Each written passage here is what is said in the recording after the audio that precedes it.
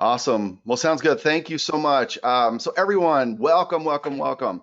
So this particular session is Pawning Networks, an introduction to network pen testing. So I don't know about you, but I'm excited about seeing this one. This particular session is going to cover a lot of great hands-on tools. And as we were talking about, you've got an excellent instructor here. So please, if you will, use the chat. If you've got some questions, I'm going to be helping moderate. So if you can't see some of your questions, he'll ping me and he'll say, hey, do we have anything? And I can ask him some of your questions. Also use Discord. Discord we're heavily using this year to make sure that we get an opportunity to chat and have good conversations. So without further ado, Phillip Wylie is going to be educating you on pawning networks through pen testing. So take it away, my friend. Hey, thanks for the warm introduction and welcome everyone to this session. Hope everyone is enjoying the conference. So far, Joseph's been known to put on some really good conferences, and we're fortunate to have all these virtual conferences with the social isolation. The previous conference that Joseph did back in May, I guess, or so, was pretty cool, and also got the Red Team Village coming up in August, I guess, around DEF CON time. But at any rate, thank you for joining. Not only do I work as a pen tester, I've been working as a dedicated pen tester for a little over 8 years now. Had my OSCP for a little over 7 years, but I'm the Red Team lead at a large global consumer products manufacturing company. And I'm also the adjunct professor at Richland College. I teach ethical hacking and web app pen testing there. I like to teach workshops and plan to do more in the future. So just keep your eyes out, hopefully come up with some new topics. And tomorrow, if you haven't registered, I'm doing a web app pen testing workshop tomorrow. And these are entry-level introduction courses to teach you some of the basics and how to get into, get started in pen testing. And I'll share some educational resources. But I'm also the founder of the Pwn School Project, which is an educational meetup, which started out was mainly offensive security topics, but it's kind of changed over the years. I mean, we've only been around almost 2 years, but it's changed as time's gone on because there were a lot of people trying to get into security in general, so we don't restrict it to just hacking type of talks. We expanded it past that, but we have our recordings online on our YouTube page, and we stream 2 meetings a month, so that information's out there. So I've been in IT and information security for a little over 22 years. I'm also the co-host of the Uncommon Journey podcast with Alyssa Miller and Chloe Mustagi, and I was one of the people interviewed for the Tribe of Hackers Red Team book. So what really got me into presenting at conferences and doing workshops was my passion to share and teach. When I got into, after I've been in pen testing a while, some people wanted to ask me questions on how to study for the OSCP, so I started sharing information. So that got me interested in teaching, so I'm able to do that on a broader scale now. And so we're going to cover some methodology, go over some methodology information here. And so if you haven't checked out, pentest-standard.org is for the PTEST standard, the Penetration Testing Execution Standard. And this is a really great standard to go by for your pen testing. This takes you from beginning to end of the pen test, and it's written by a lot of great people that you've probably heard of in the industry. Dave Kennedy is one of the writers from Trusted Sec, as well as Carlos Perez from Trusted Sec, Joe McCrae that does a lot of training at conferences and online, and numerous others. So this was built by experts in the industry. It wasn't just someone that put together a list that wasn't experts. It was people that actually have been doing this in the field hands-on, and some of the best around. And also some other good methodologies and information to look at is the OWASP Top 10 and the OWASP Testing Guide. So these, if you need to learn a little more about web app pen testing, these are good resources there and a good place to learn the OWASP Top 10. If you want to get into pen testing, one of the things you'll go through in a job interview is notoriously the vulnerabilities that you get asked about, whether it's specializing in web app pen testing or just a normal generalist pen test job where your main focus is going to be networks. They're still going to ask you about SQL injection and cross-site scripting, the different types, and how to remediate. So just knowing those are really good for interviews, just knowing that information. And so the P-TEST methodology, you have your pre-engagement interactions, intelligence gathering, threat modeling, vulnerability analysis, exploitation, post-exploitation, and reporting. But as you're getting started out as a pen tester, a lot of the pre-engagement interactions are going to be ran by practice leads or engagement managers. They're going to work with clients to collect information to scope a pen test. And so as a pen tester, you'll be more likely involved on like the kickoff calls and some of the meetings for the pen test. But typically when you're getting started out, someone else is running those, collecting that information. So when you're getting started, you know, you're gonna be more focused on intelligence gathering down through reporting. And in this, we're going to focus more on intelligence gathering, not so much on threat modeling, but vulnerability analysis and exploitation, and discuss post-exploitation and reporting. Threat modeling, some of this is just, as you learn to pen test, a lot of this just comes naturally. You kind of, from hacking systems and doing pen tests, you kind of know the areas to look for. So like in your more advanced targets, like if you're wanting to test like an ATM machine, then that gets a little more tricky, because then you're looking at, not only you're looking at the ways you can hack the system, you're also looking at the environments this system's hosted in. So if you're looking at an ATM machine that resides somewhere out in the country that's no one is monitoring it 24 hours a day, there's not a lot of traffic, then physical attacks are going to be more likely. Whereas if it's, you know, in a heavily populated place, more your logical type of attacks, less trying to break into it physically, are going to occur. So you're taking that target, and you're also taking in consideration the environment. And so this, you go through and you'll look at what you're testing, you'll look at the different threat surfaces that you can possibly attack, and try to kind of map out your pen test. Because where you're doing application or network, it's really not as big of a requirement. It's kind of a little more loosely done. In your vulnerability analysis, you're going through any information you've collected during your intelligence gathering and seeing if there's anything that's vulnerable, as well as doing any kind of scanning to collect more information. Exploitation is where you're actually hacking into the system. So this is where the fun part starts. So you go through and hack the system, and post-exploitation is what you can do past exploiting that one system. Hey, Phillip. Yes. Hey, sorry to interrupt you, buddy. The slides are not advancing. So if you're on the first slide, that's all we're seeing. We're actually just seeing your slide sorter view. Can you see it now? No, it hasn't updated yet. Okay, let me go back and reshare this. There we go. Okay.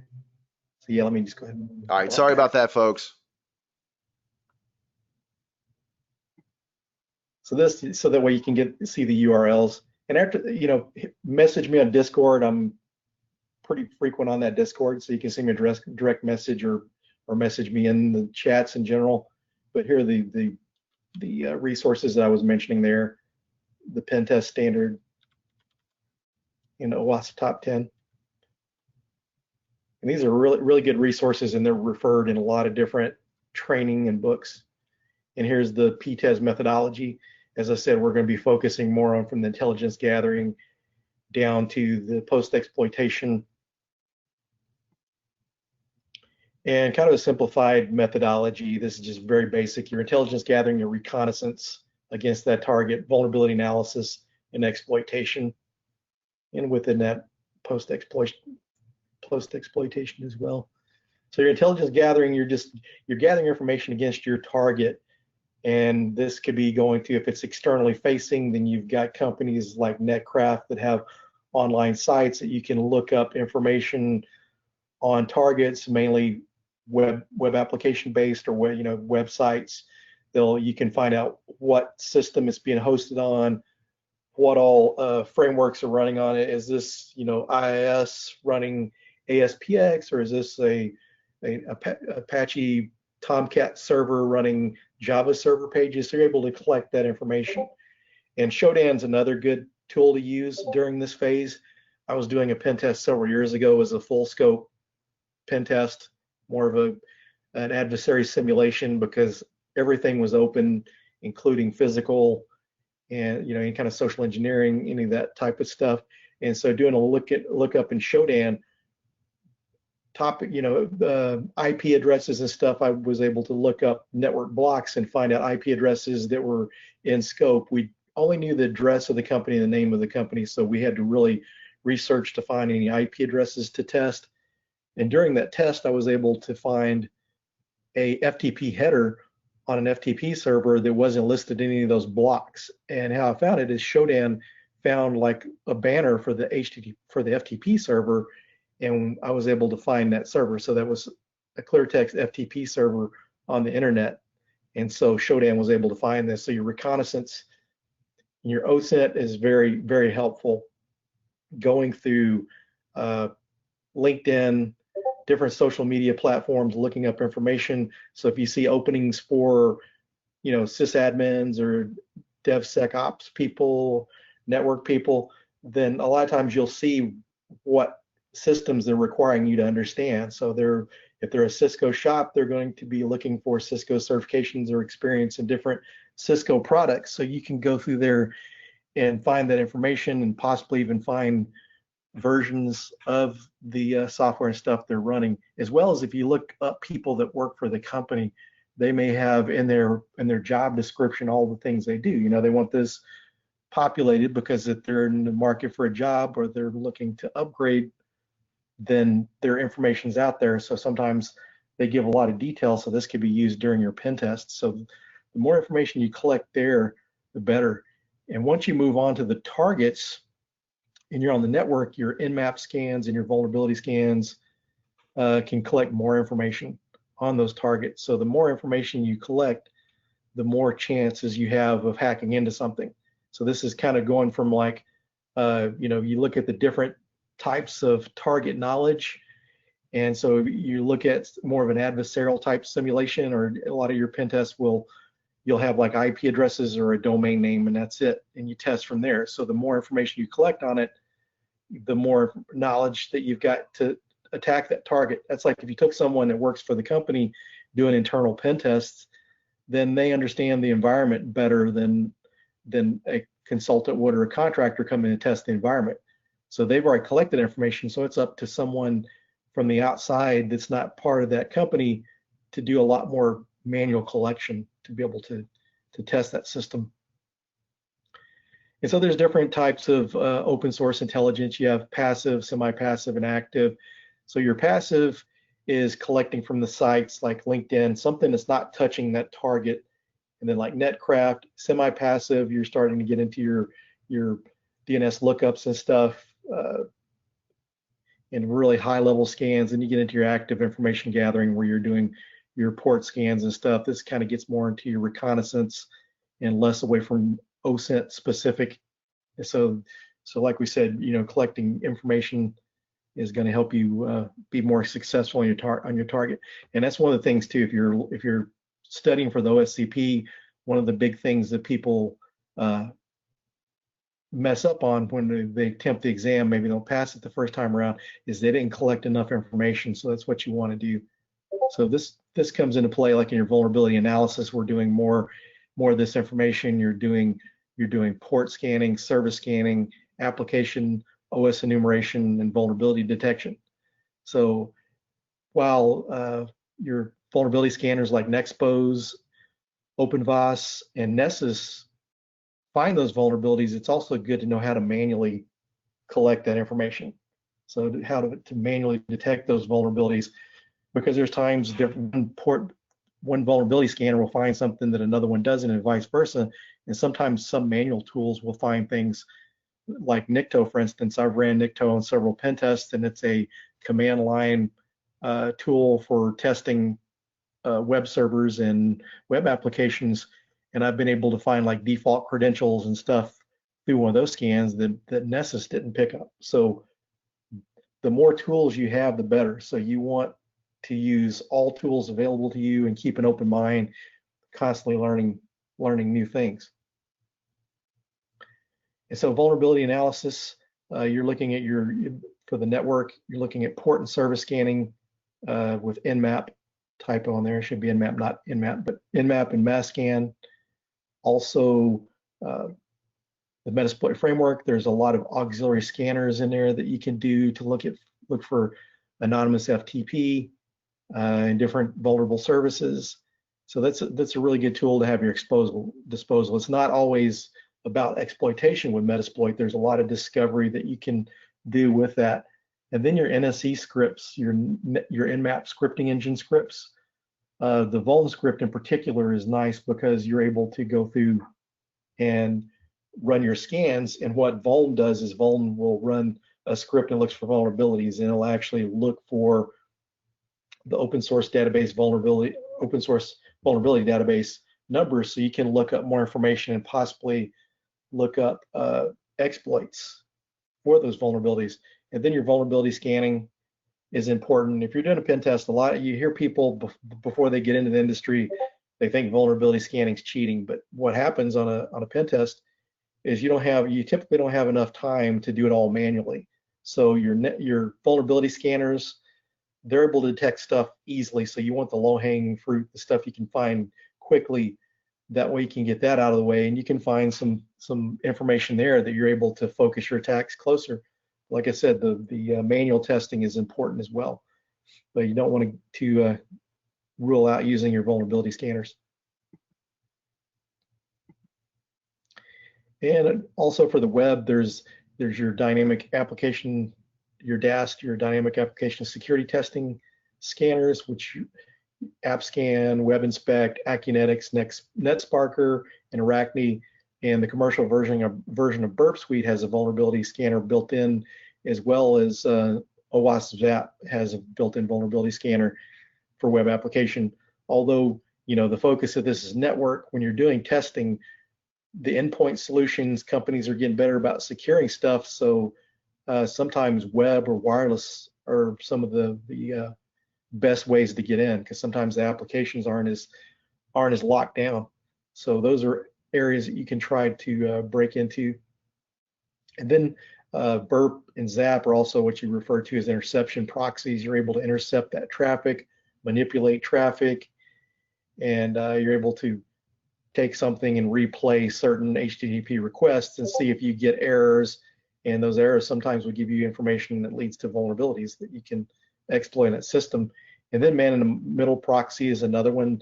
It's basically a command line proxy, but that one you can monitor the HTTP traffic as you're going along. And also, as far as along the lines too, your Wireshark tools, running Wireshark where you're running a pen test, any kind of sniffers, T-Shark, to see the way things are reacting to your scanning on the network. And then some more of the open source tools you have out there in Nikto, as I mentioned, WP Scan if you're testing WordPress sites. And so this is a good tool. You actually can get database information, credentials. You can actually brute force passwords, all sorts of good information there, and it'll find vulnerable plugins. And this is something that that a lot of times is a good way to hack into a site if they're using WordPress due to insecurity WordPress plugins. And then W3AF is another tool that's a command line vulnerability scanner. You can launch like the Java interface to it, but it sometimes can crash a lot. So it's kind of better at times to run the command line version of this.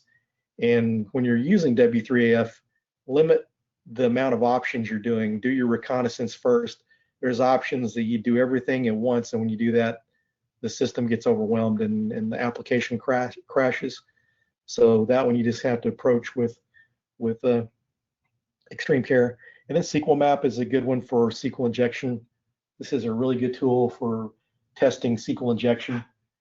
And if you're doing your vulnerability scans, if you find something, it's good to validate your vulnerabilities. Because when you're doing your vulnerability scans, you also want to make sure that you're doing validation.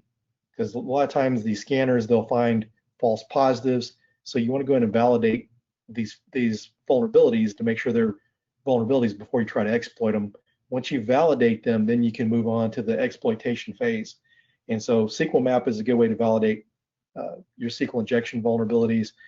And Dirbuster, Derby, and GoBuster are good tools for discovering directories on a web server or a website.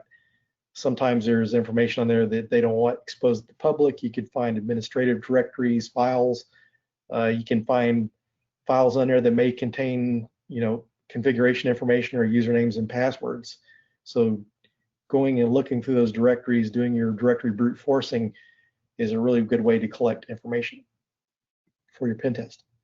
And then exploitation, here's some good tools for your exploitation phase. Exploit DB, you've gone through your vulnerability analysis, you found some vulnerable versions, then you go to exploit DB and you're able to go through and look up exploits for that system. You do a search on the vulnerable operating system or software, and it'll come back, and you want to make sure to put the vulnerability information in, the version of the software, and it'll come back with possible exploits.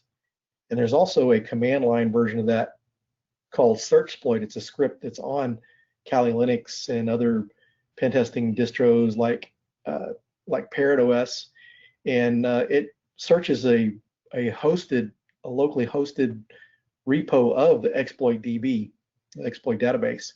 So you're able to access those exploits in your system, because sometimes you're doing internal pen test.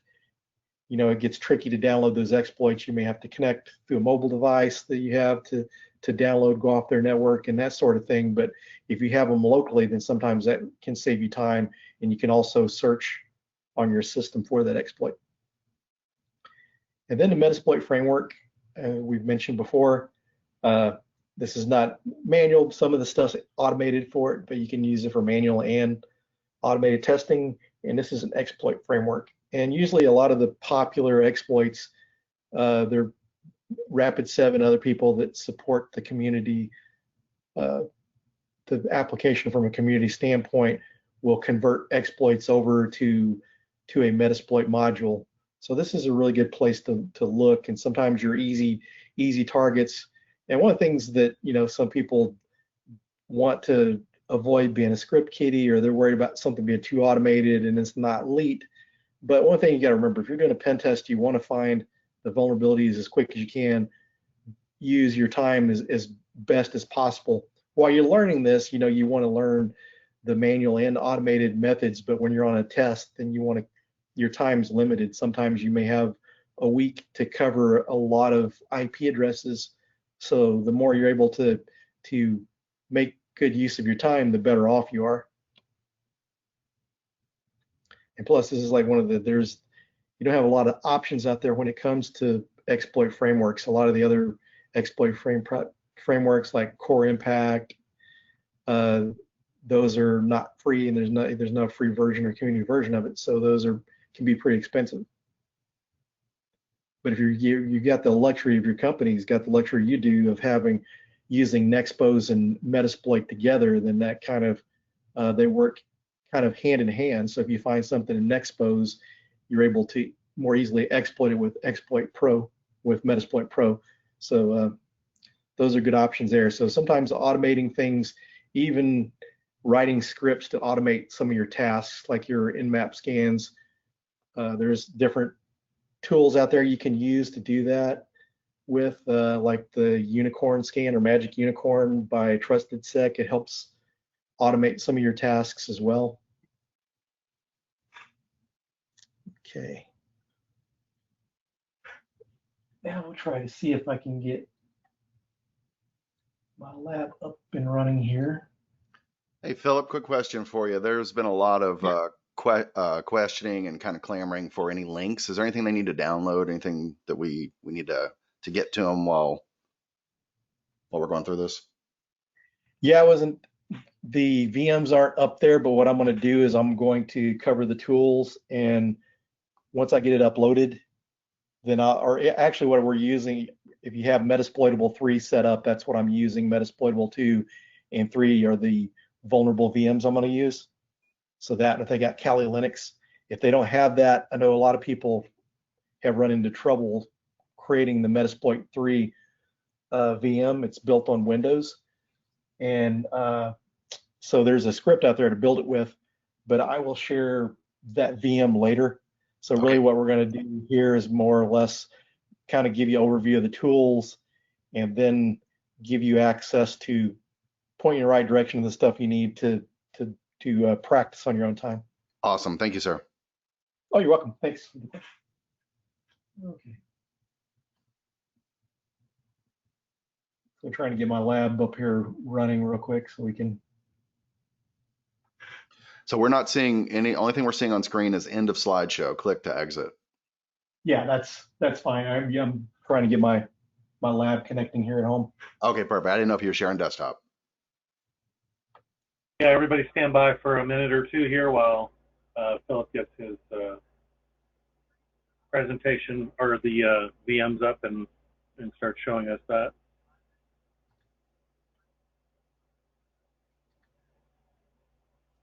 Anybody else have any questions? Feel free to ask it here or ask it in the Discord channel.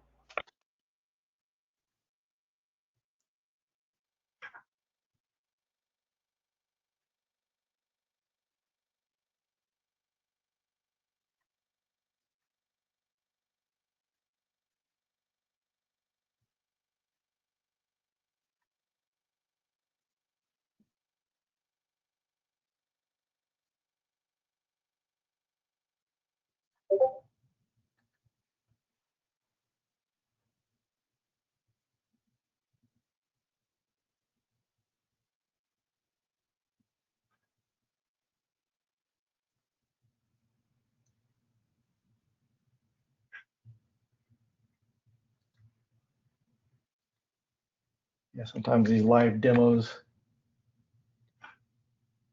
Did you do your proper sacrifices to the demo gods? I don't think I sacrificed enough chickens. Oh no. We'll hope that they're not looking today. How about that? Okay, let's hope so. Okay.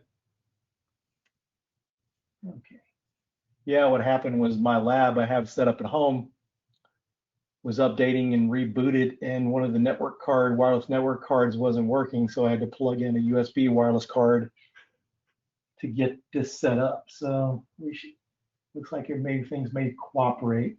Fingers crossed. Fingers, toes, whatever you need to cross it. Yeah, one of the things I've decided in the future is to set up cloud instances of stuff instead, because Yeah, I got you. that way it makes it easier for. And never update before a demo. Yeah.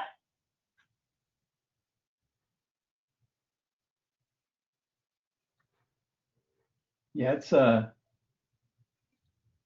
advantage of putting some stuff online too makes it easier. People don't have to download it. So there's sites like TryHackMe that you can put stuff on and people can do it virtually online.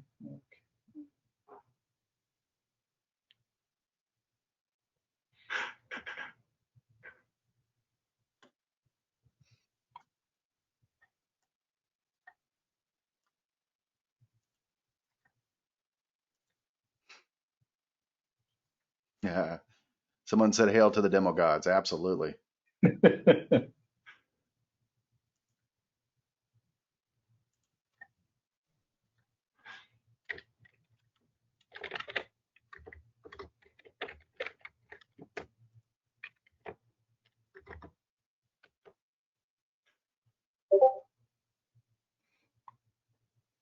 All right, so a couple of questions out here. Obviously, nothing on screen right now. We know this. We are in the process of fixing it. Cali 2020.2 has Metasploit 5.0.8.7 was a comment. There's also another comment here about what is the YouTube channel. So I'll go ahead and post that into into the link, but we should be able to get that to everyone as well. Tell you what, I'll go ahead and it's if you go to pwnschool.com, there's a link on there for the YouTube channel. What is that? pwnschool.com? pwnschool.com. Yeah. Perfect.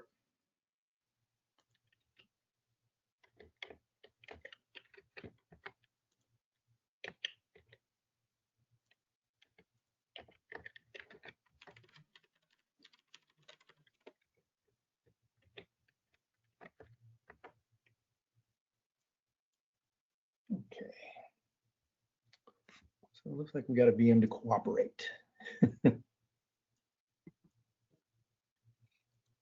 And one of the things I've kind of discovered here recently, if anyone's doing any kind of wireless pen testing or getting into that, if you're trying to get the alpha card to work, and if it's not working, I was noticing recently preparing for a pen test, a wireless pen test, that that SANS uses the Buffalo cards, not Buffalo, Panda cards. Mm-hmm. And so I'm finding out that these alpha cards are getting more difficult to use, that the drivers don't work. And some of the newer ones, I had to use like an older alpha card the other day, and found out also now that if you're doing wireless pen testing, really Parrot OS is the way to go. Yep. Okay, let's see.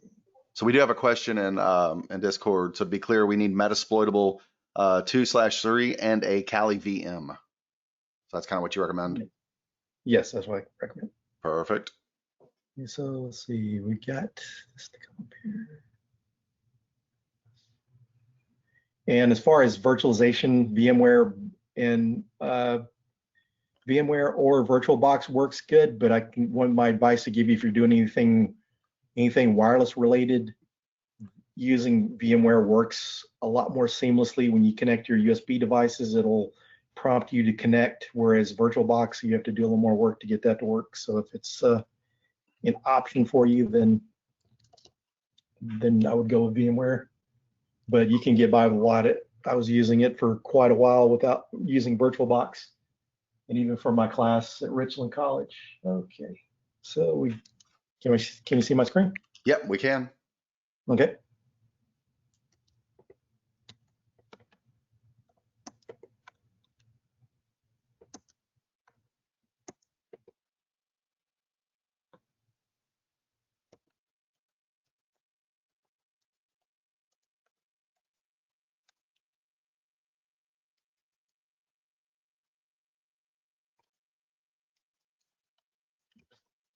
Yeah, one of the kind of the changes with the latest version of Kali 2 is not working as a root user, but if you get tired of typing in passwords, you can do like I did just there, because I'm actually using Parrot for this demo. But yeah, if you use like sudo space su for switch user, then it'll let you run everything as root. But you don't want to do this in any other kind. If you're a blue teamer, you don't want to, of course, you know that you want to do that on your systems. Got one of my, so what we're going to do here is the first one we're going to do,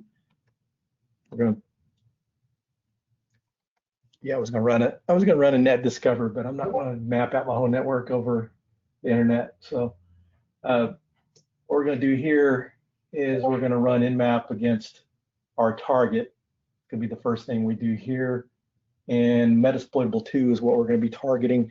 And part of the reason I picked these VMs is, as you're learning, try to hack on your own. But if you get stuck, there's walkthroughs out there. So I kind of encourage you to go through the walkthroughs. So maybe you start out with Metasploitable 2, work through that. And if you need help, do walkthroughs. Then when you move on to Metasploitable 3, try to do it without as much help. Because sometimes, if you just you're not, getting it, then, seeing the way other people do it and seeing some of the walkthroughs, you can find multiple ways of doing it. So we're going to do a service scan as well. And we're going to, the NSE scripts I mentioned, we're going to actually go through a test for the default scripts, which is this syntax right here. And then we're going to use a script, and the vuln script that I mentioned is a good one for that. We're going to set the time, and basically I'm doing this to speed up our scan a little bit. Once you start, it goes up to like T5 or T6. Once you get above T4, you start losing some of the accuracy. You may miss something, so you don't want to scan too fast. And then when your network scan, your vulnerability scans, you want to be careful, because I did a pen test one time using mass scan, because there was a huge number of IP addresses to scan, and I got a little too anxious, too aggressive with the scans, and rebooted a couple of firewalls. So you want to be careful when you're using mass scan, and also kind of be careful in Nmap, especially if you're testing any kind of ICS environments your OT, your operation technology environments for ICS. So you want to be careful with that, so you don't crash anything. It's a good way to get people mad at you. It's kind of funny. I did a pen test one time, and I was doing my mass scans and rebooted a couple firewalls, and so I got babysit for the rest of the pen test, which ended up not being a bad thing because I made a friend out of it. The guy was really interested in pen testing, so it ended up making the pen test more fun because this was a pen test that required working after hours. So I'd work from 6 p.m. to 6 a.m. So at least it was good I had someone to talk to. So we got our syntax out here, and so we're going to output the Nmap scan to a file.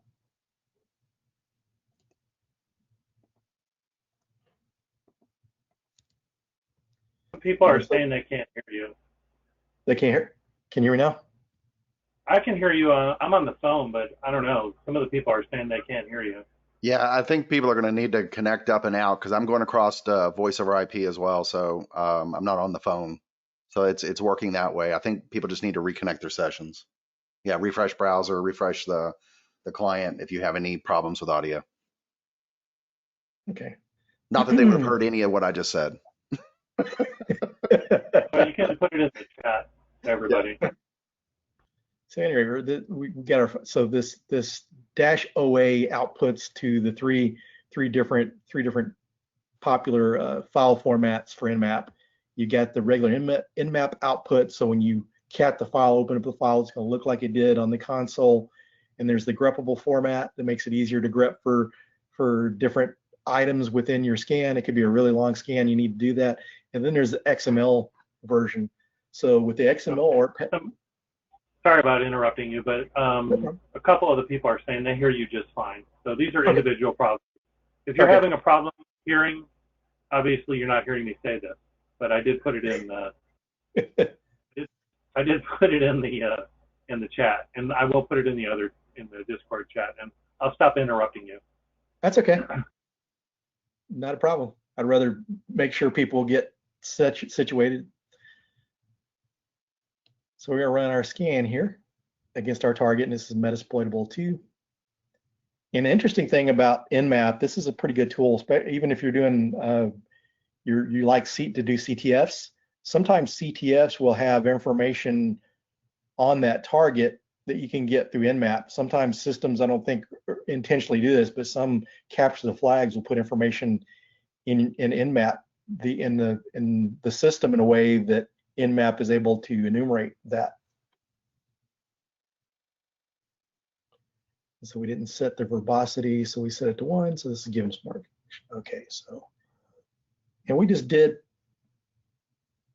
just a default scan. You can do like a full 65,353 port, all TCP ports. You can do all that, scan all those ports, and sometimes you can find things you might not otherwise find, but just kind of for not being bored forever looking at a Nmap scan, and we're going to see it. So we're seeing open ports, and you can also add like a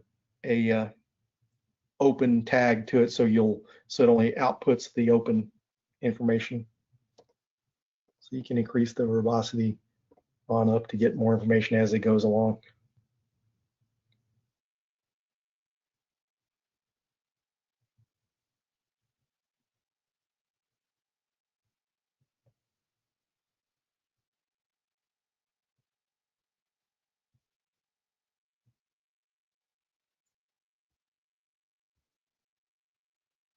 And so if anyone's looking for a really good book to get started in pen testing, Georgia Weidman's book is great.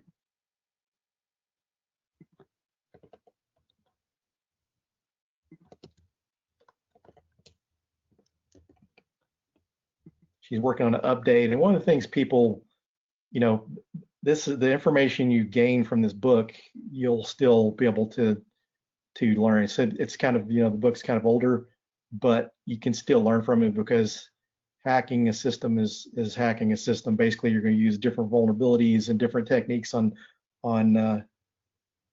on newer operating systems.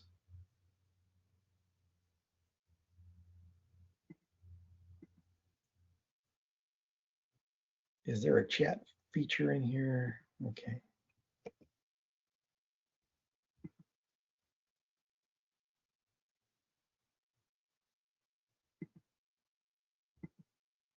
And that's the book right there in case anyone needs it. You can share that out if you would, please. So that's a really good book to get started with. That's what I used the first year of my pen testing class, and we ended up moving to the Pen Test Plus later on because it gave students a certification to study for, to get a certification. And certifications are good when you're getting your foot in the door of pen testing. You don't necessarily have to have certifications, but it definitely helps when you're getting in. So we're able to see, we see Matilda on here. So that's one of the vulnerable web apps. So there's some, that's the good thing about the vulnerable VMs like Metasploitable. They have so many different vulnerabilities on there that you're able to exploit on there. So I mean, it's typically what you see on Metasploitable 2 or Metasploitable 3 would be like multiple vulnerable VMs. So this is not going to take up as much disk space, and you've got different things to test against. And so you look through here. So what this that vuln script does, it'll find these types of items right here. So we're seeing a CVE for this particular vulnerability. So this is a Diffie-Hellms export cipher downgrade man-in-the-middle logjam vulnerability.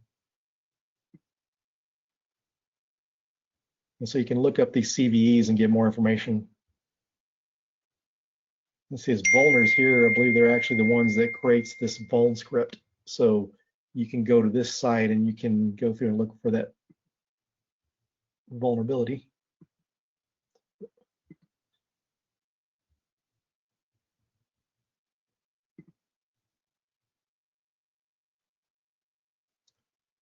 And I tell you what, I hadn't used Parrot OS up until here recently, but it's a really, really good operating system, especially for people that are privacy minded. If you just want like an operating system to just surf the internet and be safe, it's got a lot of privacy stuff built in because there's just a standalone Parrot OS without all the pen testing tools in it, but then there's also the version with the pen test tools in it.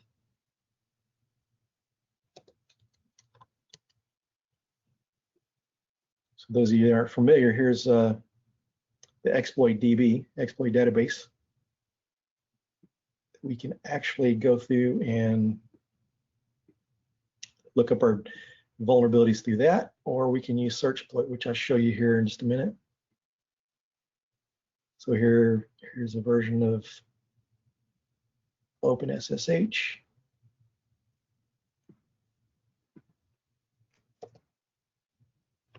I think they've gotten a little better. They may still have the captchas on the Exploit DB website. Come back here.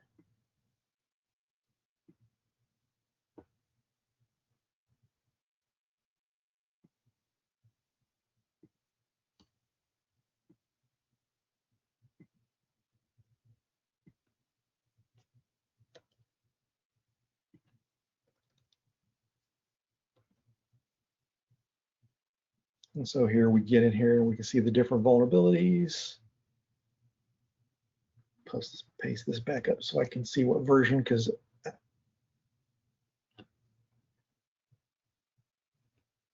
you can go through there and find your vulnerabilities here. And some of them, if you look through, a lot of times you're going to find, you'll see platform and it'll have Metasploit. So some of these are direct Metasploit modules that you can find in there.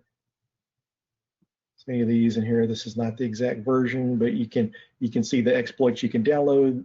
This is a Python script, so some of these require them to be compiled. And so these files, you can download, or they're actually within exploit DB databases on your system. Use Searchsploit to look for. And so we see the different platforms these run on, and some of these are PHP. And some of these will show up Ruby. Typically, most cases, the Ruby modules or for Metasploit.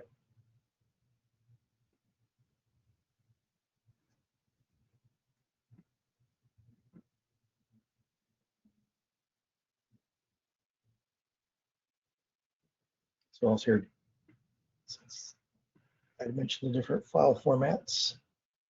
So we see the three different file formats I mentioned.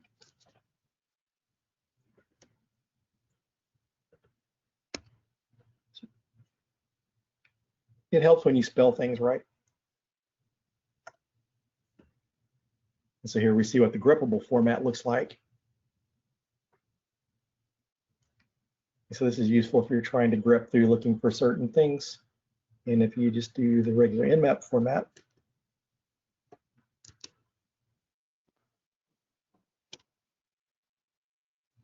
then we see exactly the output the way we saw it during that scan, as the scan was happening. And the XML format is really handy for importing into different tools, because Dratus is one of the tools out there that you can. It's a report generation and pen test collaboration tool, and you can import all of your scans into it. And so you can see it's got these tags on there to get it. If you have the right kind of plugins, you can open it up in your browser, and it gives you a nice view of the pen test or the results of your scan, and it's kind of color coded and stuff, which is kind of nice. And there's some tools you can convert it to HTML as well.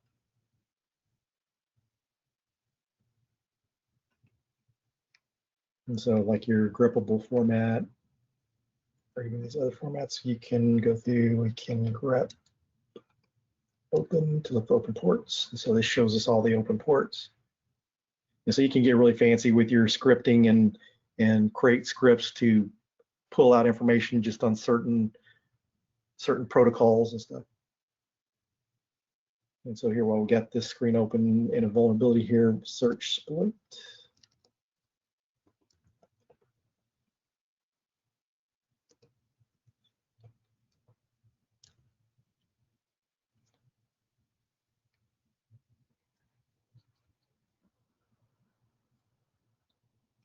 Okay.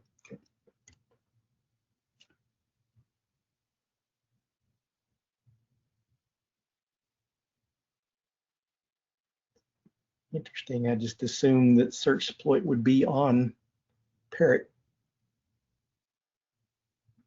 Okay, let's see if this has something. They've got a, guess maybe they call it something else different on here.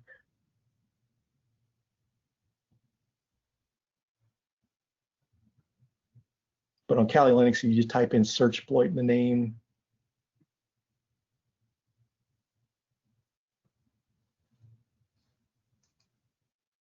This must be some kind of GUI tool.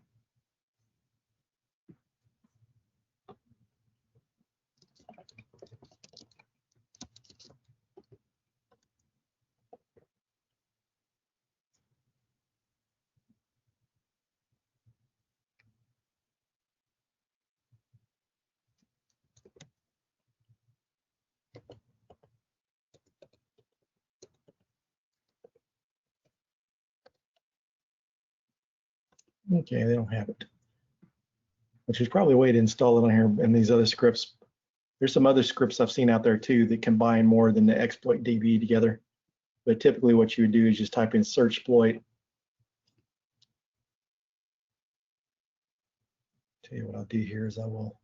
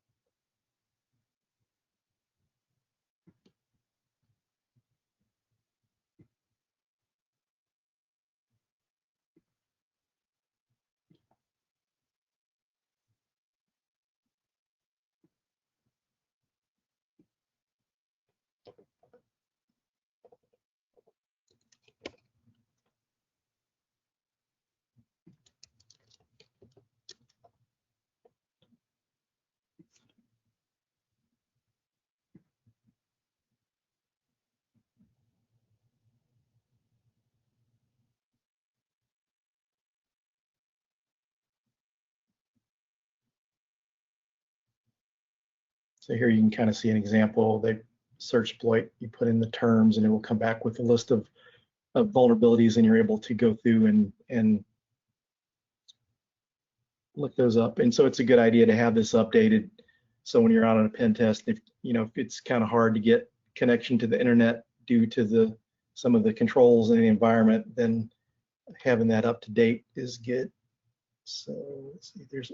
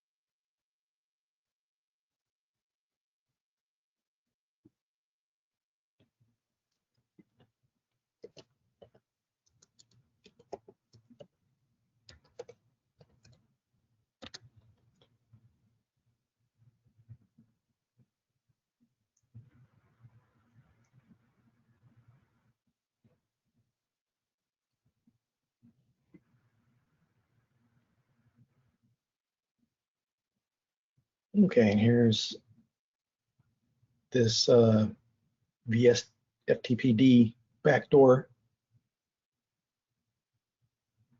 So there's another. This is another good site. This was like one of the first ones I used to use when I was getting started in pen testing, with Security Focus. Now they're owned by Symantec.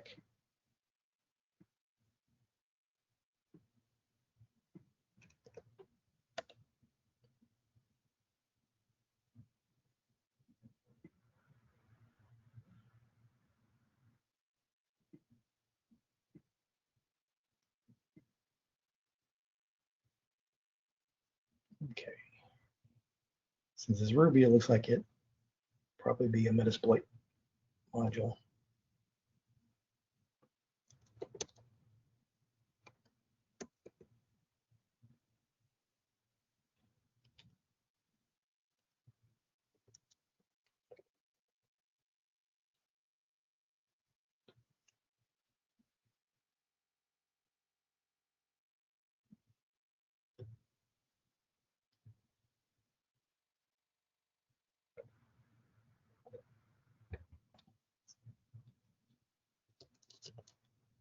So we can search here in vulnerabilities as well.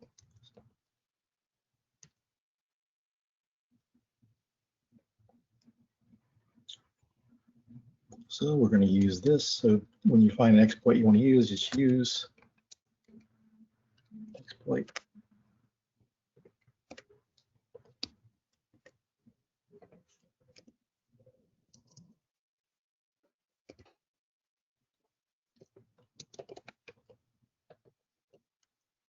We need to do show options to see what all we need to make this work. So we need the R hosts. So this you can do several at the same time. So we're going to use,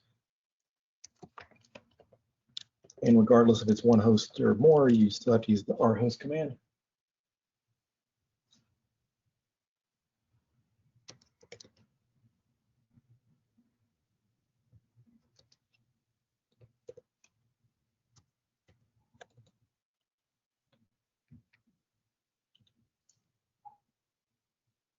Okay, so show exploits. So we need a payload for this. So there's only one.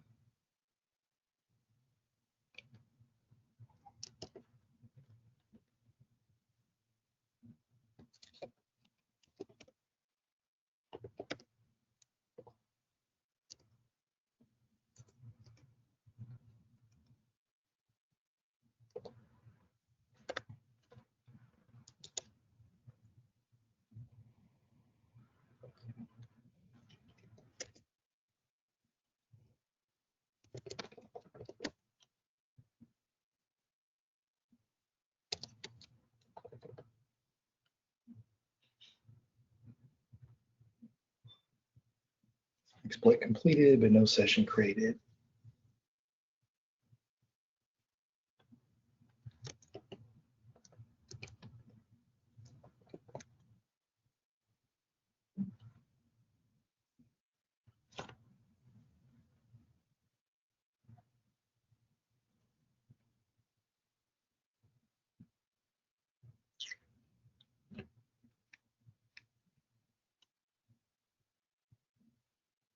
Okay, so sometimes you have to try it more than once.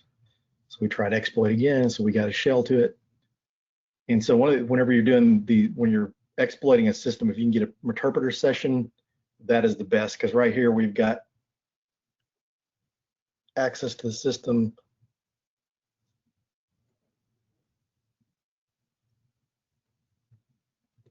There he goes. Okay, so you're not getting, so the shell, this is not interactive. Sometimes you can make shells interactive by putting in a string of Python code, which I don't know if this would help with, would allow us to do that or not, but CID. So we see that we're accessing that system as root. We can also say, who am I?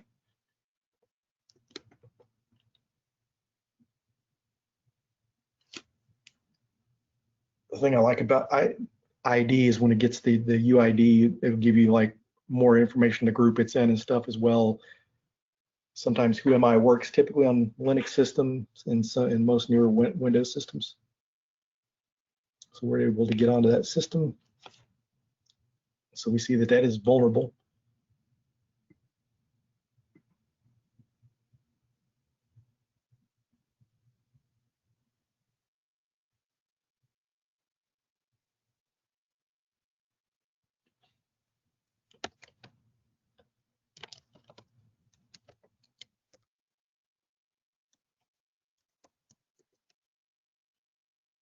So we're able to see the etc password file, which years ago in Unix and Linux, they used to have like, they would have the password in here too.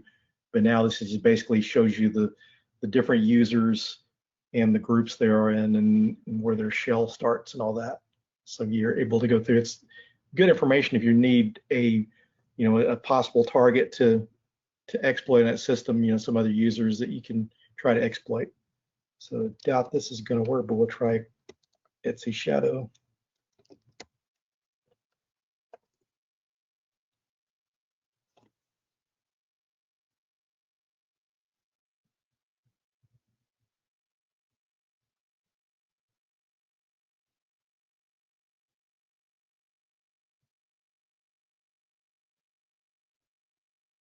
Ooh, so we actually got the shadow file. So you could actually see, these are the hashes. These are the actual hashes of those passwords. So you could take these hashes and crack the hashes.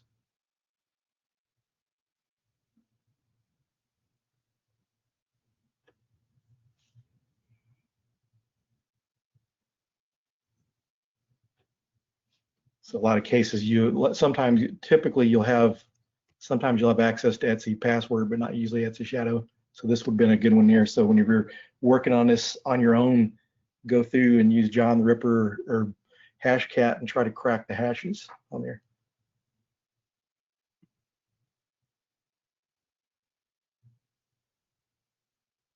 So we see here we found a vulnerability. We were able to validate that it is vulnerable and exploit it. So this is where you would put your screenshots into your report showing the access you have and who you're accessing it as.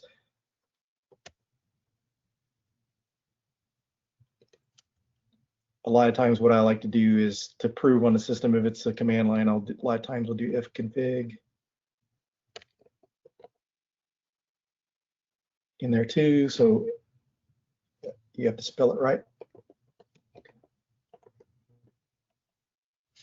So that'll give us that information. Then you got the IP address associated with it, so that way you can prove what system that you're on.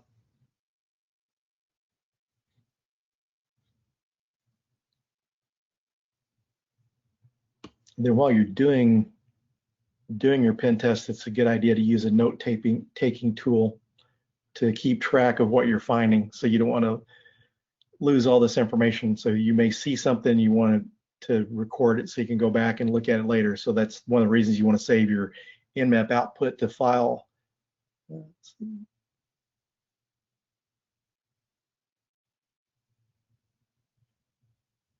So let's see a list down here, but there's like Cherry Tree and Joplin.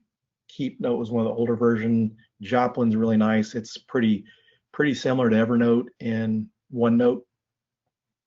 So you could sit there and put like in your notes, you would create like a node or a folder for each one of the IPs you're testing, and then you would take like your Nmap output, create a node for Nmap. And there's also we can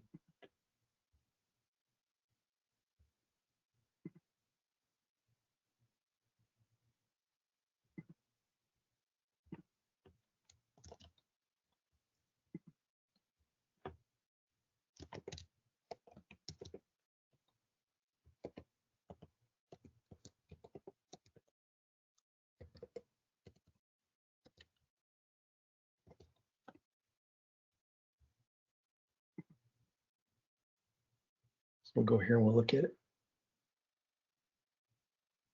Some web services and see what we have to scan here. Okay, port 80 is open, so we're going to run Nikto.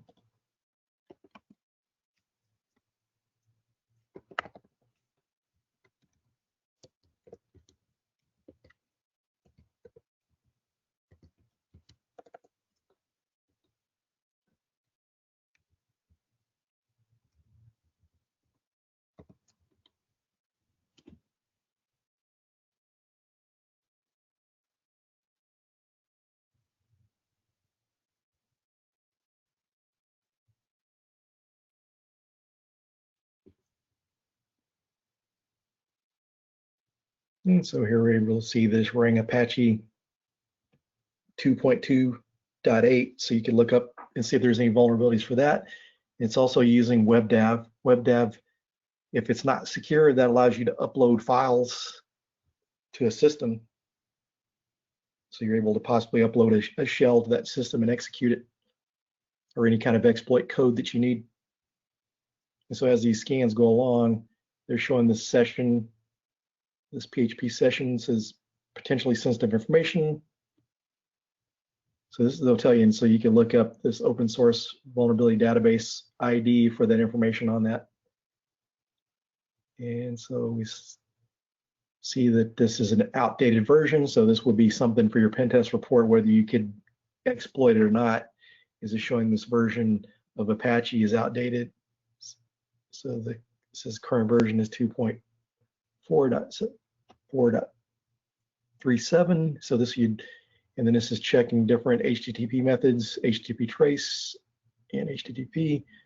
So there's some vulnerabilities around trace, but the ones you really want to look for is your puts and deletes. So if you can do puts and deletes, you can actually upload and delete files off the system. So we also see that PHP myadmin's on there, so there's probably a good possibility that that's vulnerable,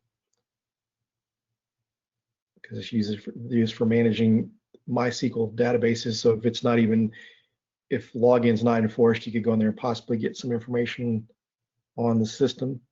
And part of a pen test too, it's not all about getting root. Sometimes it's about the information. It's all the time about the information. They could be customer information there, proprietary company information that you don't want to get in the hands of someone else. So you want to make sure it's protected. So, if you don't have to get domain admin to get that information, that's or even administrator or any kind of restricted access, that's definitely a finding. So credit card numbers, personal information, intellectual property, that kind of stuff is the goal that the malicious actors are after. So we see some different vulnerabilities here. So WebDAV maybe, and there's a tool called Cadaver that's really good for uploading files to WebDAV.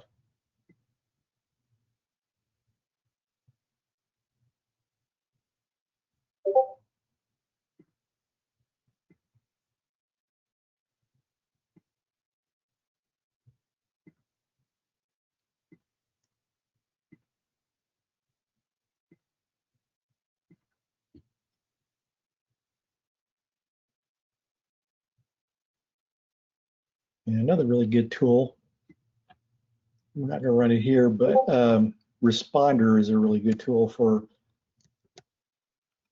collecting, sniffing information on your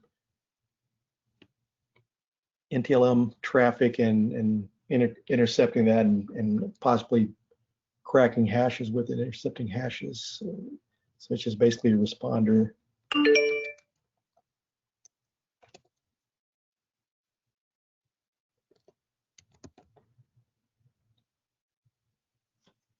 And so yeah, test for LLM&R. And you can, this is interesting too, because you can set, once you set this up on a network, I did a pen test back a couple years ago, a side pen test, and I was able to collect like 53 password hashes, and I was able to crack one of the hashes. And with the hashes too, you don't necessarily have to crack them, you can do past the hash. So there's several different tools like crack map exec that you can use to pass the hash.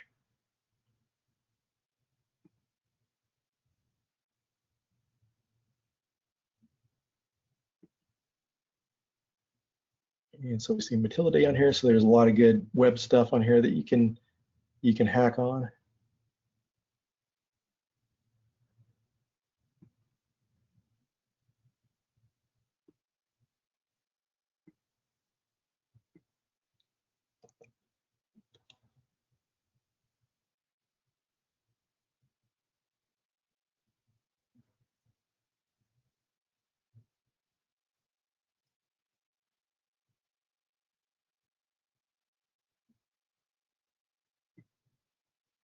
Okay, so we're able to get to this. So we see the PHP MyAdmin as well. We see damn vulnerable web app and web dev on here. And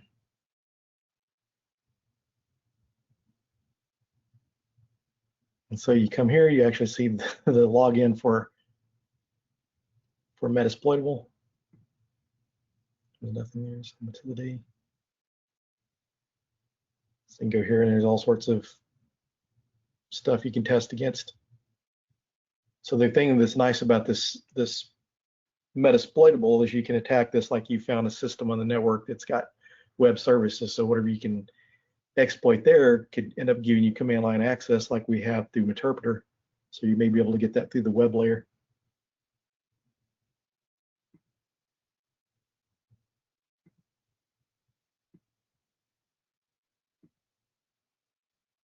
And all these things are, you see all these apps that are installed in here, so there's a good chance there's probably some kind of vulnerable. So you got damn vulnerable web app. This is another good one to work on your web hacking skills. And so you can see here we got the login information.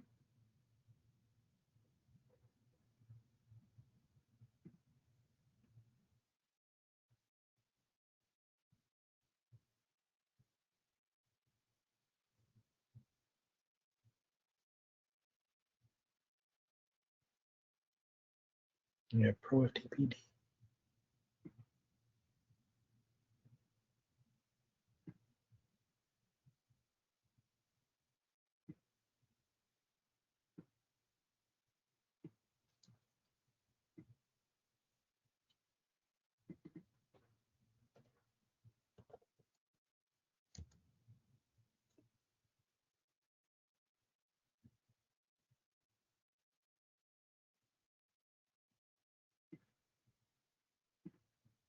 Go back here and look at our version, make sure we get the right version.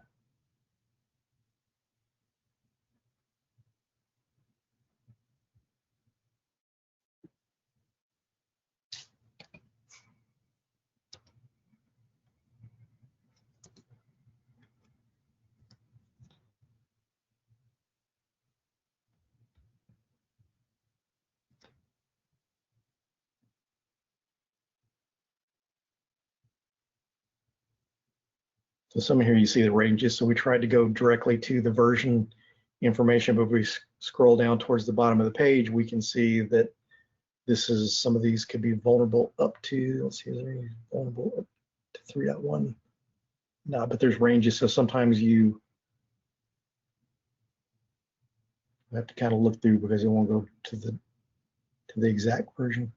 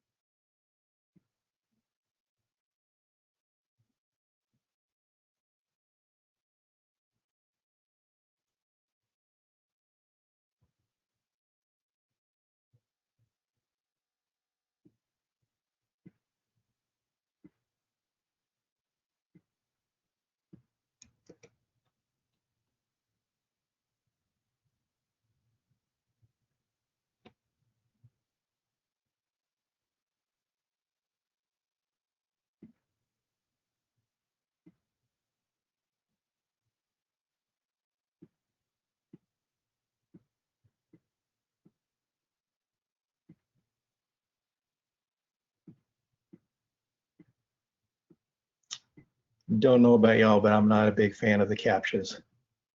Sometimes you feel like you've got everything in there and you just miss something.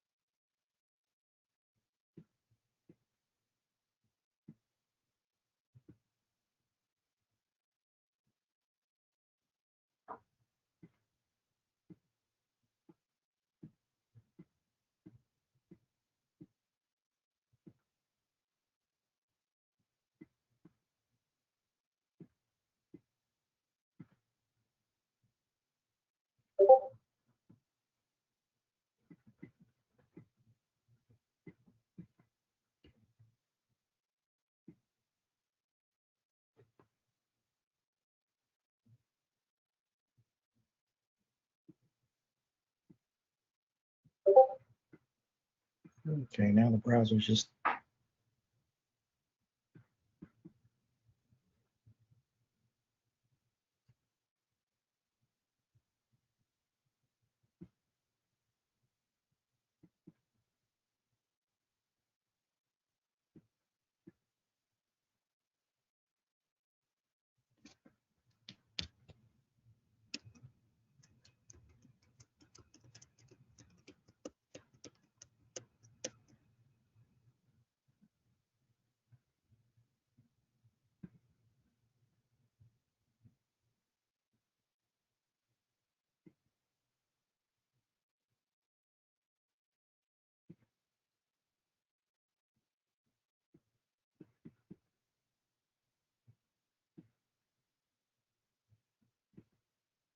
bear with me, my screen is locked up here. It's not liking this VM, or the VM's not liking this page.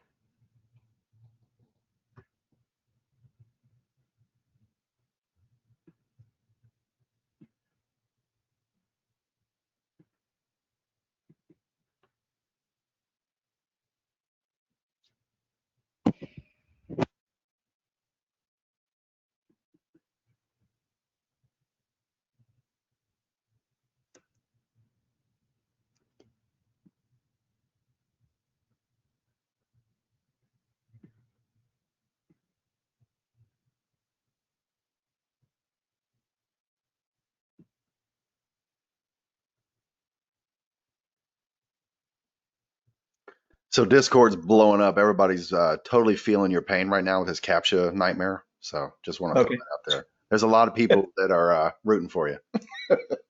Man, they really got these things made that I don't even, good gosh, things CAPTCHAs anymore are just crazy. That well, my screen kind of like got locked up. Yeah, it's straight up torture. Somebody said there's probably a bus in the sky you're missing. Yeah, that's just crazy. I mean, I don't know how, I mean, my gosh. I guess they figure if it's a security site, they frustrate the bad guy enough that they'll just give up and not hack the Well, site. most secure site is one you can't get to, period. Yeah, sure.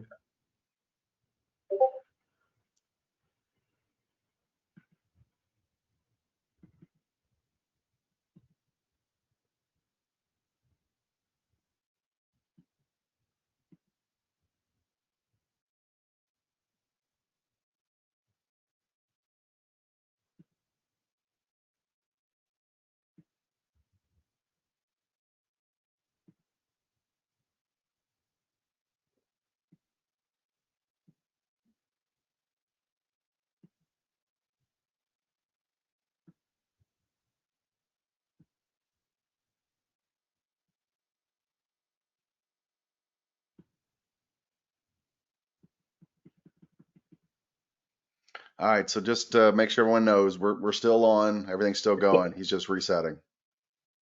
Yeah, I'm gonna have to reset this VM. It's just not going to.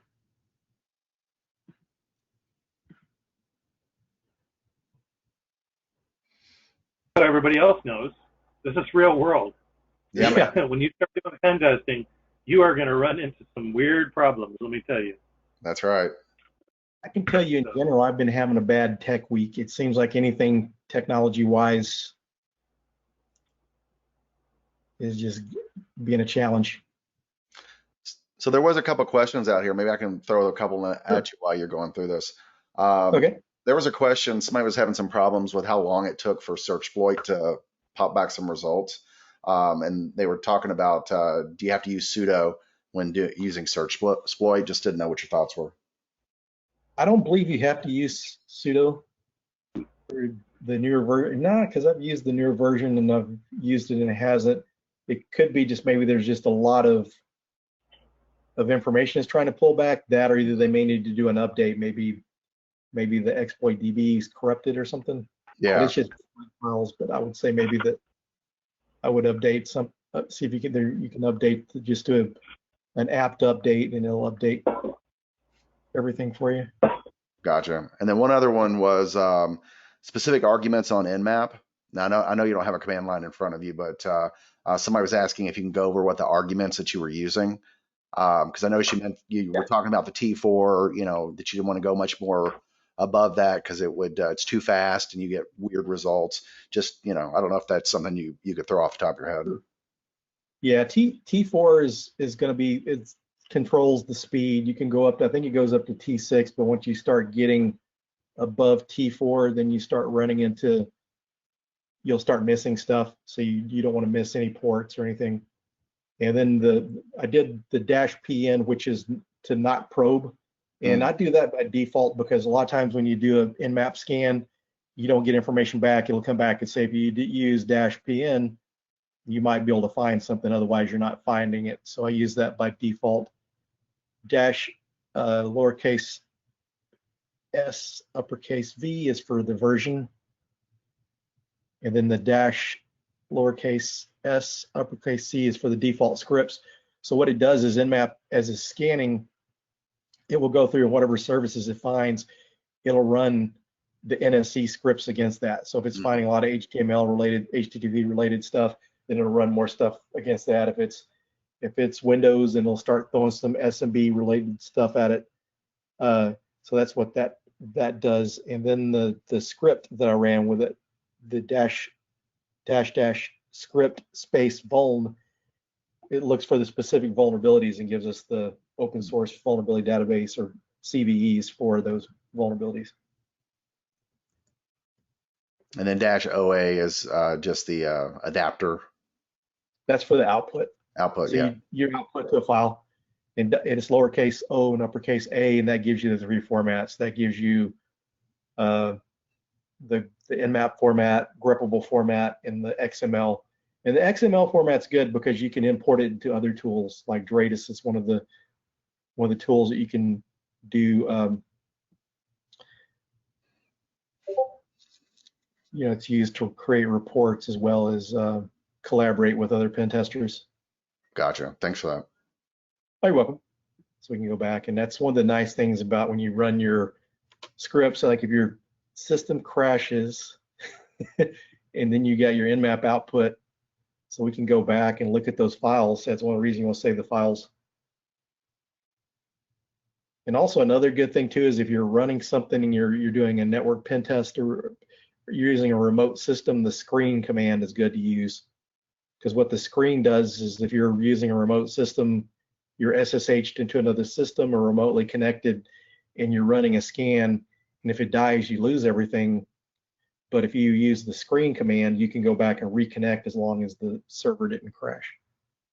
Let's see here.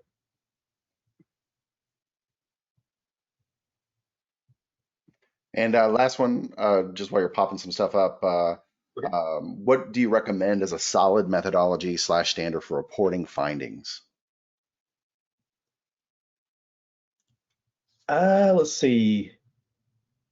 The CVV database out there, you can actually it rates the risks of the vulnerabilities. it maps the vulnerabilities. That would be good. But as far as methodology, the PTES standard there, but like I think it's CVV. That's usually what they use to rank the vulnerabilities. Let me see if I get anything to come up. Tell you what, we have to let this sit for a while, but maybe bring up a browser and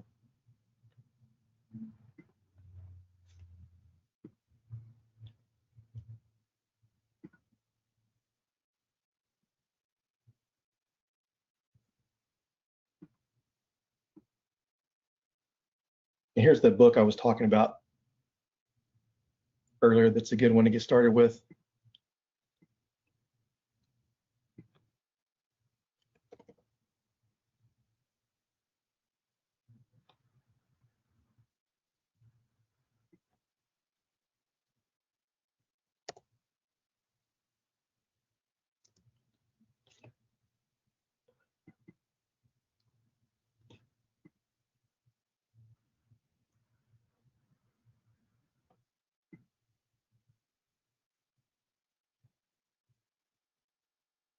Okay, yeah, the CVSS scoring. So you come to CVE details. This is a good way to score, rank risk your vulnerabilities. And with the web app, it's that the OWASP makes it pretty nice because OWASP has that out there. And so yeah, you can. So you go through. I think there should be something here to let you score your findings. So there's like a so yeah, you can use the CVSS score, and I think version 3 is the latest version. So that's a good one to score on that.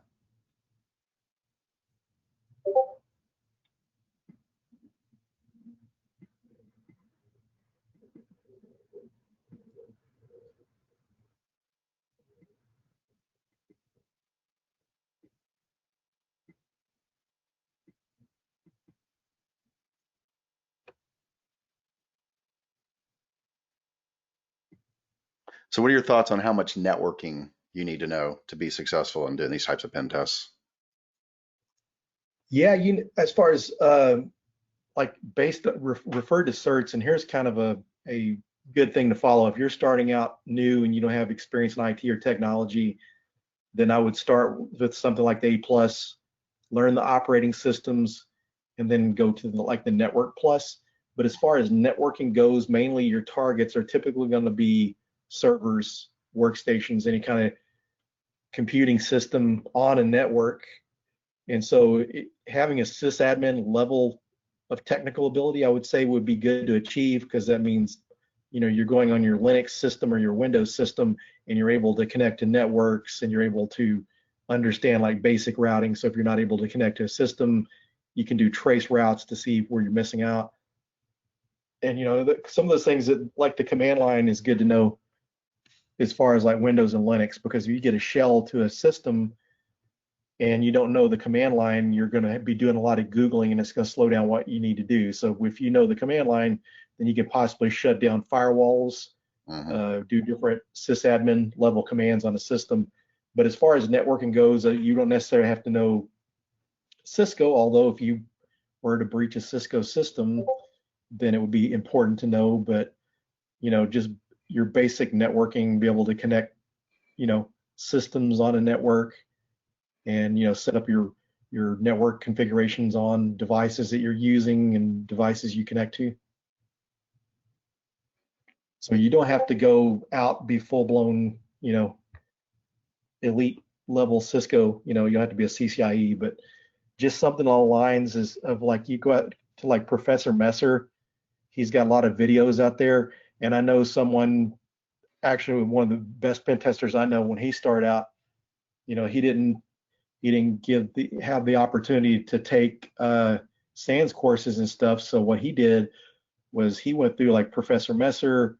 He built VMs, was learning like Security Onion and all those different platforms to learn networking.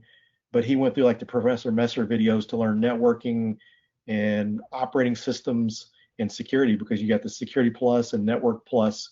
Mhm. You don't have to have those certifications, but having that knowledge is helpful. And so you really just kind of give you, an idea. You need to be able to understand the technology, to secure the technology, and to break into the technology. So you need to know the security and the technology, and you don't have to know everything. This field is pretty broad. There's a lot of things to learn, but as long as once you get a good base knowledge, then you can expand those concepts and learn other areas. Yeah, that's the key. The foundation is so crucial. Layer 2 through 4, understanding ports, understanding, how layer 2 networks operate, and some of the different protocols. I mean, that's really the foundation that everything builds on. Yes. Yeah, that is not coming back up on this. So next time, more chickens. Yeah, more chickens. Well, Yeah. next.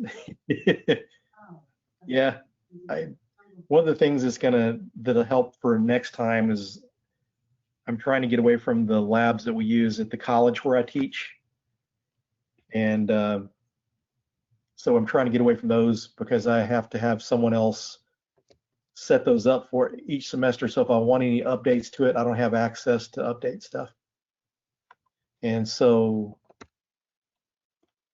I'm thinking about doing something, putting the stuff in the cloud to manage myself. Mm. So that way, plus I was looking at try hack me to set up labs in the future. Then at workshops, people have access directly to it, and they don't have to. So here's some different stuff out here on some different resources. If you go to my website, there's some different books and stuff out there. And like the penetration testing, a hands-on introduction to hacking, I would start out with that. And then like the hacker playbook 2 and 3, I would graduate to that next. Mm-hmm. And with don't skip version 2, because version 3 gets into more red teaming and you'll miss out on some of the network pen testing pieces there. And then the Web Application Hacker's Handbook is great for web application pen testing. And then the Red Team Field Manual is a good resource for different command line syntax and stuff around Cisco and Windows and Linux and some of the different tools. And these are some different resources out here. These first ones up here are not free, Mm-hmm. but they rank from the most expensive down to the least expensive. And here are some free resources, especially if you're interested in bug bounties. BugCrowd and HackerOne have good resources for learning web app pen testing. And then the SANS pen test blog. If you go there, they've got cheat sheets on Nmap. So you go out there, sign up to you'll start getting their brochures in the mail. But then once a year they put out this pen testing poster, and it's got like different tools or different techniques and stuff. So that's a good place there. This hackingtutorials.org, this is a really good place for learning like Nmap and stuff like that. I mean, it's like Nmap and Metasploit. Mm. So here you see some of the different hacking tutorials. So you see up here, you got wireless, you got like Metasploit. Mm. So this is different tutorials on how to use the different tools. So that's a really good place to learn. Yeah, I think one of the most important things, and because I get this all the time about people that are constantly saying, okay, well, how do I start? Because they get so overwhelmed. And Yeah. I think that the most important thing to understand is just don't get overwhelmed. Try to find a bite-sized amount, build yourself a plan, and start tackling these topics.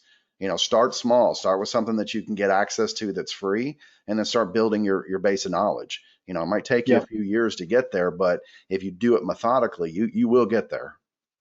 Yeah, build a home lab, and that's pretty simple, as running some VMs on your local system, or you can, get as complex as you want, but a home lab, getting the hands-on is a good experience.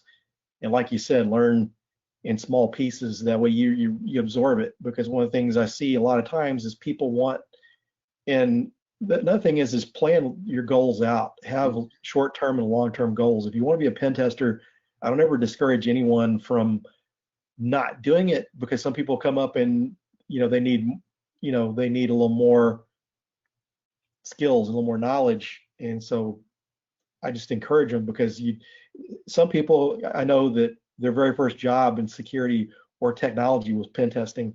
That's not going to happen all the time, Right. but it can be done if you want to work hard enough.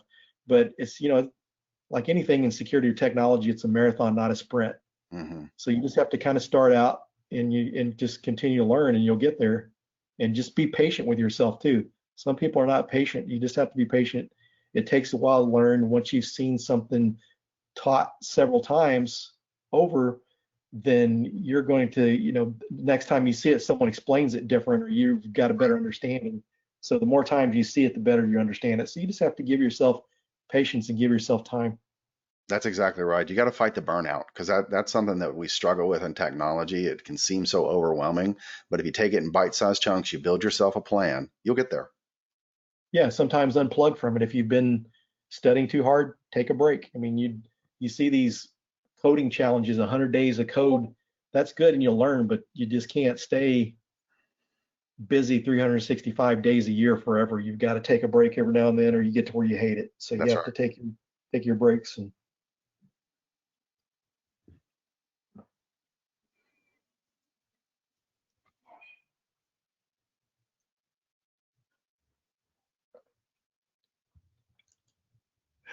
so yeah, it's just, yep, and just build that base, because the better you learn it, the better.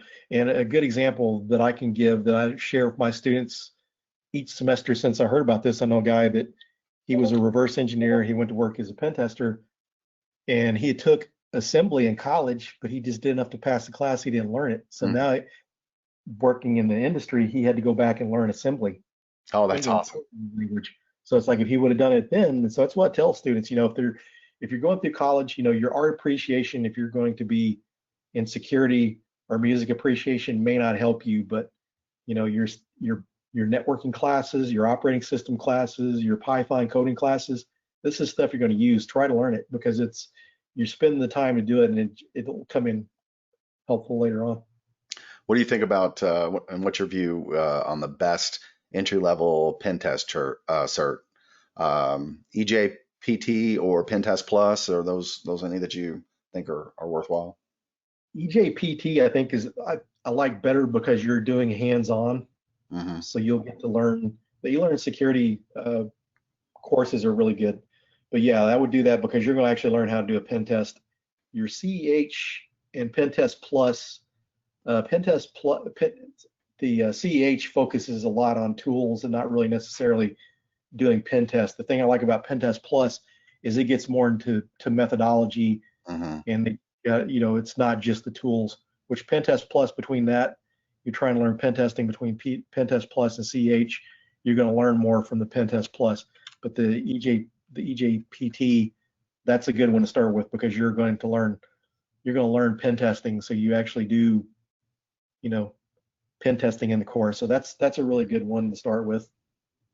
I've known people that have started out with that was their path into becoming OSCPs. Mm-hmm. They started out with the EJPT and then studied a little bit and then went on to like the OSCP. But OSCP is a good cert. But one of the things I'll say too is get a little experience. Learn this before you get into that. You'll learn a lot in that class, but there's good if you don't have the basics, get that built up first before you start it, because it's not an entry level cert. Some people will say one thing is, some people say it's entry level pen test, but that's when you compare it to like Pentest Plus or CEH, is not really. But as far as someone that's experienced pen tester, it's not as difficult. But I've seen people with self-taught, no formal education in technology, do the OSCP, work hard on it, and get through it. So if you're wanting to do that, you don't have experience, definitely spend some time with the EJPT and some of these other courses and labs and stuff before you go on. Yeah, I think the certs are very valuable, just from the perspective of it's a learning path. Regardless of what your thoughts are on certs, and experience versus certs, experience always trumps. But certs are a great way to build a learning path, and also to be able to show some credibility, if unless you already have your name out there, kind of thing. Yeah, definitely helps to get your foot in the door. Otherwise, it's hard to get your foot in the door without the cert, because you got no experience. How do you get in? So usually the certs get you in there, and it's going to depend on the employer. Some people, I really haven't been seeing for pen testing a a requirement for degrees. Some people look for certifications. The ones I see most often is like the OSCP, OSCE, the GPIN from SANS, or the GXPN from SANS, or the SANS GWAPT. Those, once you're in it, but as far as entry level, CEH will get your foot in the door. And if companies are doing business with the government, then the CEH, as well as like the CISSP, or on the DoD list of certs. That's and right. Sometimes they're requirements to get contracts. So having those sometimes can get your foot in the door. It's not necessarily going to help you be a better pen tester, but it's a matter about getting your foot in the door. Yeah, agreed.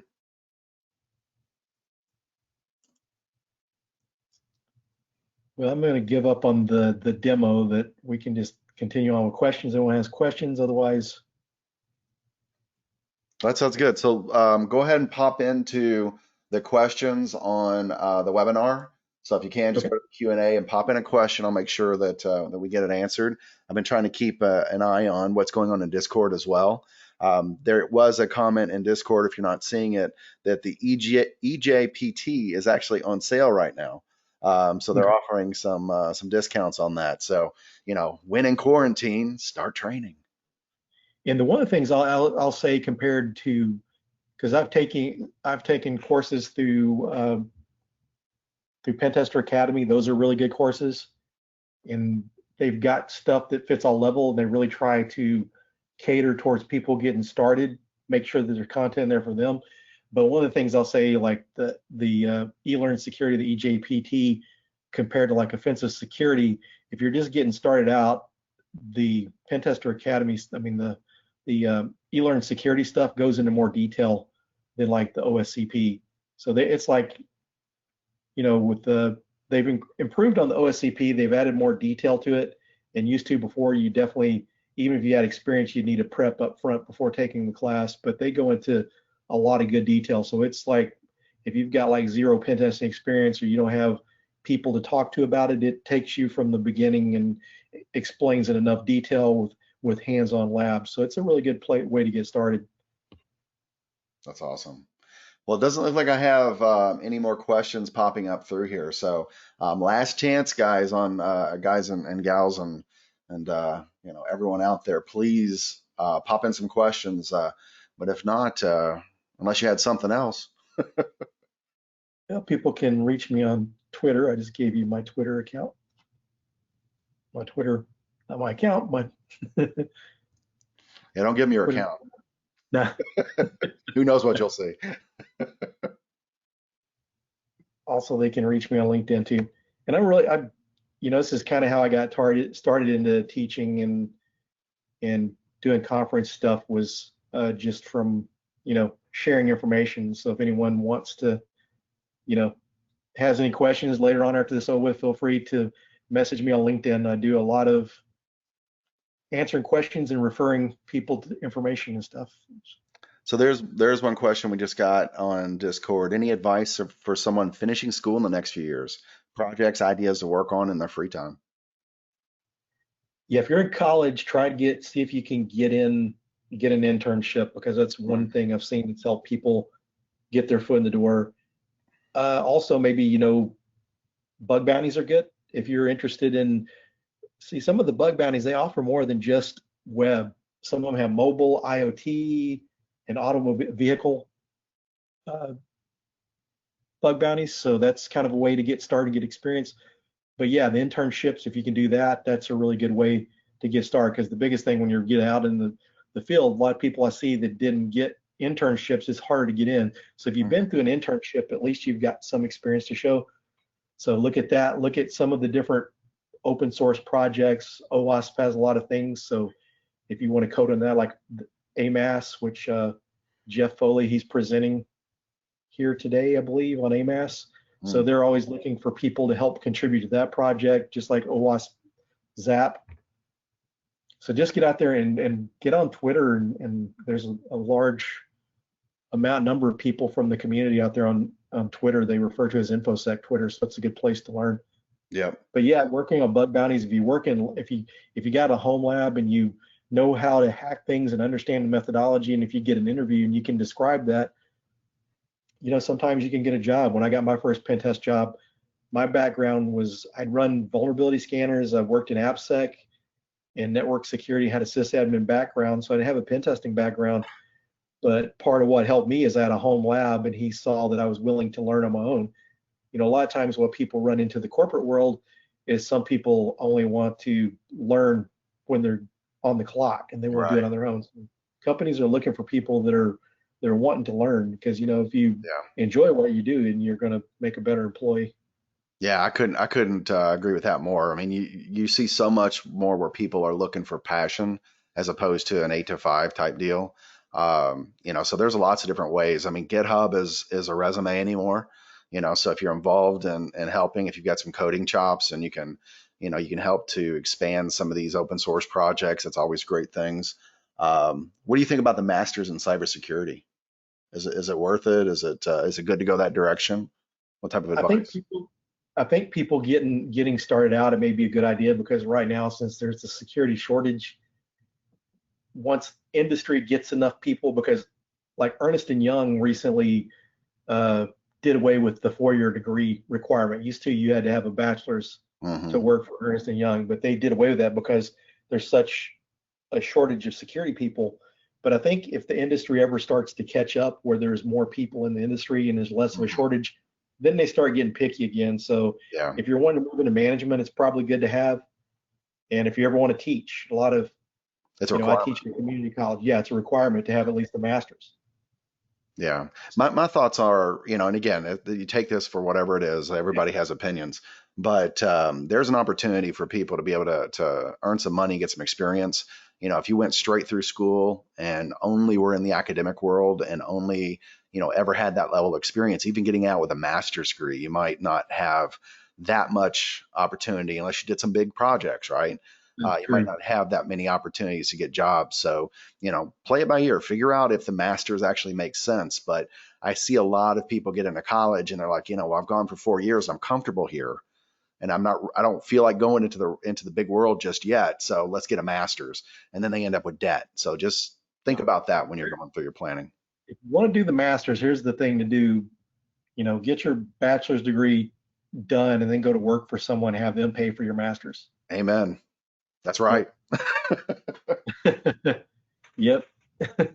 And they'll do it. A lot of companies pay for it. And one of the things not to overlook, if you're looking at masters and stuff, if you do like a master's, in security, then you may do like a dual major and get an MBA, because the business knowledge that's important. That's the thing that I'm lacking the most. Whenever people I work with, the one area that I'm really know nothing about is the business side. So that's something not to discount either.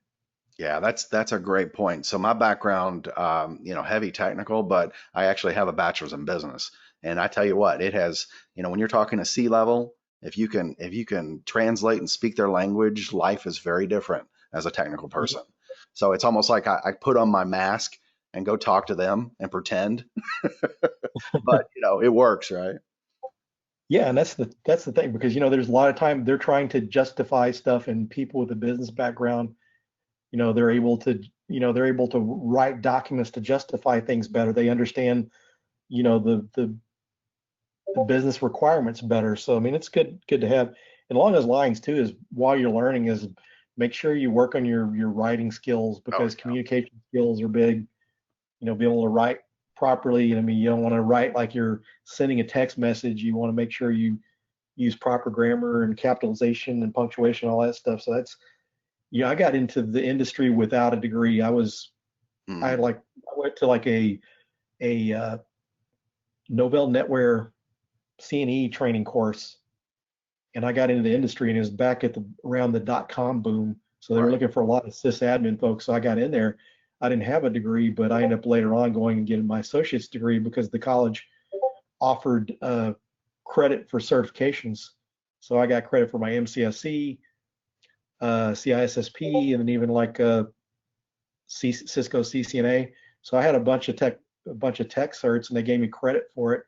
But it was worth going back to school, because English composition, learning to write, I learned so much from that class that I've got more out of that than anything I took in college. That's right. That's right. It's so funny because on Discord, people are like, "What's a CNE?" So Yeah, all us old people that started out before, before there was actually like programs in college, it's so funny. But yeah, I think it's different now. It's definitely requires that you have more, there's their credentialing, but I think at the end of the day, the experience is the key thing. So whatever you do, make sure you're out there. Make sure you're out there using these skills. You're finding opportunities to intern because that's what's going to pay off the most. yeah. Before I forget this too, here's another thing, and I was about to forget about it, but do talks, go present at your local meetups and Hmm. your B-sides conferences and stuff. We had a guy that at our local DEF CON group, the guy was a recent college grad. A hiring manager from Citibank was there and saw his talk on digital forensics. Hmm. He saw his presentation and asked for the guy's resume, and the guy got hired. See, that's So perfect. Yeah, that's exactly right. Because think about it. If you're doing a pen test, where's the money? The money is in the presentation, right? It's yeah, the findings and the results. So if you can speak and you've got those capabilities, the jobs definitely are a lot easier to get there. yep. And if you So have a hard time with public speaking, Toastmasters is a great way. I yeah, don't claim to be a good speaker, but I was terrified to speak in public until I went through Toastmasters. I couldn't do it. yeah, no, And absolutely. And from somebody that has a theater background, so actually, that's kind of how I got started in doing a lot of these types of things. Take an improv class. If you can actually get into a room and you can get in front of people and you can do improv and things like that, that's an yeah, opportunity where you can really master the ability to not always feel like you either have to be saying something or that you're not able to put your thoughts together in a way that people can understand. So all these things are great skills. yeah, that's good because it's interesting because one of the best speakers I know of is the pastor, or actually retired pastor from my church. He was big in theater Hmm. and he was a storyteller. So man, if you can, and when you mentioned the improv, that's one of the nice things about Toastmasters is they have an improv portion of the meeting where they will come up with a subject and you got to talk on that subject for 2 minutes. It could be something ridiculous or something you have no idea about, but you've got to talk for 2 minutes. And so it really teaches you to think on your feet. So Yeah. it's not as good as taking an improv class, but you kind of get some of the same exposure. That's awesome. What do you, so it looks like we had one more question regarding uh, uh, programming languages. So everybody hears about Python. Python's really, really hot right now. What are your thoughts from a programming perspective? Yeah, Python is good, and I definitely would. That one's, it's been popular for a while. There's a lot of libraries out there written in Python, but another one that's good is Golang. Yep. Yep. Google's And language. yeah, I saw that, and I've been taking courses on that myself. And the reason I got into the programming part is I saw the book came out, Black Hat Go, Hmm. and one of the things about it compared to Python is you can compile it, so you can and it's cross-platform, so you can compile it on Linux or Mac and run it on Windows. So you can cross-compile it on an operating system that's not going to run on Windows. So Right. if you're doing a pen test, you need to write something, then you can compile it to run on Windows. So Golang is pretty big. I mean, BetterCap is written. It's a man-in-the-middle tool. It's written in Golang. AMAS is written in Go. Jeff Foley is a big fan of it, the creator of AMAS. Hmm. So that's a good one. Python or Golang. Yeah, Rust is also really, really getting popular. So, if you're kind of on the cutting edge, Rust is really starting to make itself known because of the just the inherent memory security. So a lot of the things that we do from a buffer overflow perspective, Rust has a lot of things built into it as a language that help to protect against a lot of that stuff. So worth looking at, but definitely the most popular would be Python, Go, JavaScript and standard HTML. Knowing those types of things also helps, especially if you're doing any pen testing on websites or those types of platforms. It really just kind of depends. And that once you learn how to code or learn a little bit about it, a lot of times you'll get exploit code, and if you have to run it, sometimes you have to alter it. Hmm. And so understanding, just to be able to modify programs and scripts is very helpful too. Yep, absolutely. Well, I think we've hit most of the questions. Yep, looks like we're good. So I can't thank you enough. I mean, I guess at this point you didn't have anything else to cover. We're just kind of doing a Q&A, but Yep. I can't thank you enough. I think it was a wonderful session. Appreciate you being here and representing. And please, guys and gals and everyone else, reach out. Let us know what we can do to improve this. And you guys have contact information for everyone. And excellent job today, Philip. Thanks, Chris. Thanks everyone for attending.